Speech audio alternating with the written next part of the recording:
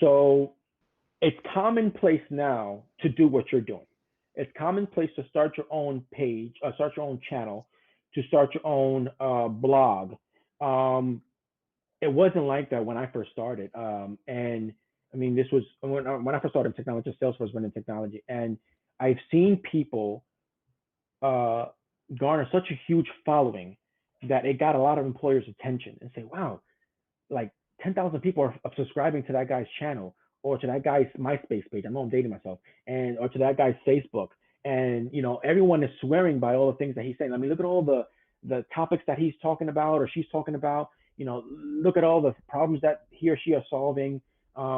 With their technical skills and all the solutions, and they're just making everyone's life and job a lot easier because they're their one-stop shop and understanding, and they're obviously a subject matter expert. So everyone's going to them with questions, and they're coming back with answers, and they've gotten jobs. I mean, they started this out of their spare time. It was a hobby. It was a hobby, and because they were so involved and so dedicated to their craft, that it showed within the interactions between them and people that were following them. And it caught the attention of would-be employers, and they got jobs because of that. I think David Liu was a prime example. He started he had a following, and he started sharing he started sharing his knowledge, and the guy is killing it. He's in Google right now. I mean, the guy is killing it.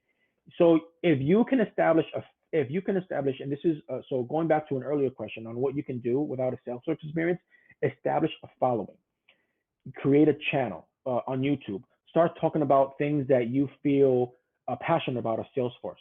Because people can see that through the camera. They can see, oh wow, this guy's so passionate about topic A or topic B. This guy is so knowledgeable about this.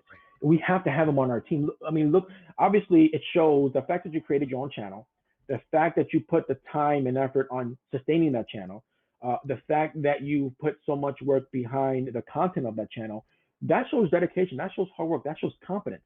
And would-be employers are going to say, I need that guy on my team. I need that guy who's a self-starter on my team. No one, no one gambles with this guy. Say, hey, if you lose, you have to start your own channel. He did that upon himself, or she did that upon herself, and that's how you get noticed. Especially in this day and age, where it's all about social media. It's all about how many followers you have, and all that good stuff.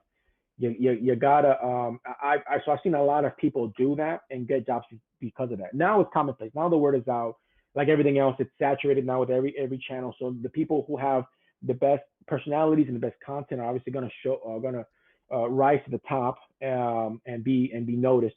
But when I first started, when MySpace was out and when Facebook started, when I was in high school, that's how you really landed gigs that you had no business really, or no experience and no business really getting, but because you have a good following and because you were so intellectually curious, it showed and it poured out.